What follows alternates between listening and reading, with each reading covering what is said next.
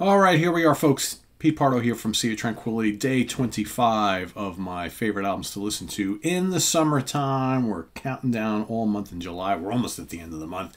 Can you believe it? Feels like we just started yesterday, right? Today, for pick number 25, day 25, this is the fifth studio album by this American band, released in October 1977, recorded at a studio in the country in Louisiana, Woodlands, Nashville, Tennessee. Produced by Jeff Glicksman for Don Kirshner Records. Point of No Return by Kansas. That's right. Ship falling off the edge of the world.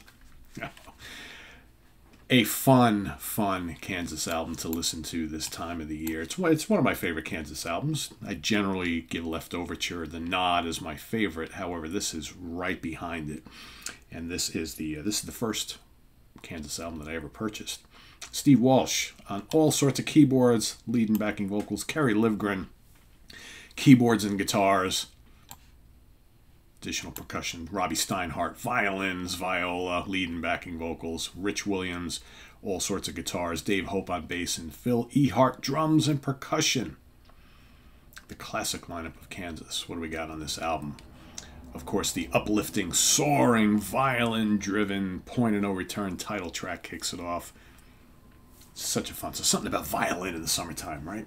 Yeah, why not? Then you got Paradox. Great, catchy hard rock and Paradox. Then The Spider, the amazing prog rock instrumental. I wish they did more instrumentals, to be honest with you, because, man, The Spider is so good. You knew they had it in them. Portrait, He Knew. Another anthemic rocker. Closet Chronicles. Total killer prog. Some days it's my favorite song on the album. Absolutely love Closet Chronicles. And man, Walsh is just firing on all cylinders on lead vocals on this album. Lightning's Hand. Crazy proggy hard rocker. Great vocal from Robbie on that. Dust in the Wind. What more needs to be said about Dust in the Wind? Sparks of the Tempest. Another great vocal from Robbie. That's another good rocker. But I love the proggy nature of it. Excellent. Then you got the soaring Nobody's Home. And then the haunting prog closer, Hopelessly Human. So good. I mean, there's not a weak track on here. There are some days I say to myself, Pete, why isn't this your #1 favorite Kansas album? I don't know.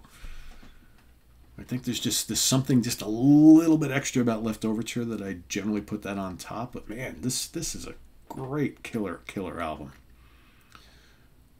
Mask usually sits at #3 for me. So those three are my favorites. But man, you can't go wrong with the first album. You can't go wrong with Song for America. I like Monolith a hell of a lot too. But to me, it's like their first 6 albums are just like so good. All right, let's take a look at the charts. Australia, number 52. Canada, number 7. Dutch charts, number 33. French album charts, number 16. And the U.S. Billboard charts made it to number 4.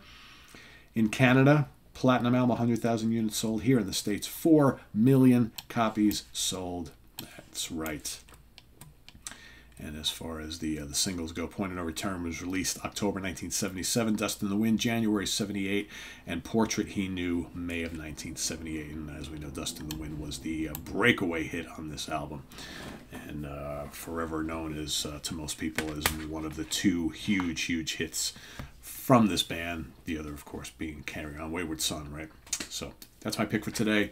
Point of No Return from Kansas. Let us know what you think of this album down in the comments below, as well as your pick for today, your summertime listen, your summertime soundtrack album for today, as we're counting down. We've only got a few days left. We'll get there, and then, of course, we move into August for something completely different. That something completely different is I'm going to pick how many days we got in August, folks. Anybody want to answer that question? Is it 30 or 31? I never know how many days are in any month. It just seems like it's always kind of random. Let's take a quick look-see here. Let's see. August is 31. Okay, just like this month.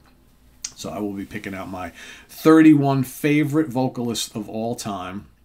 I know I've done these kind of a few years back. I did like my favorite singers of all time, right? And, well, I'm going to kind of do it again, but I'm going to rethink the whole thing.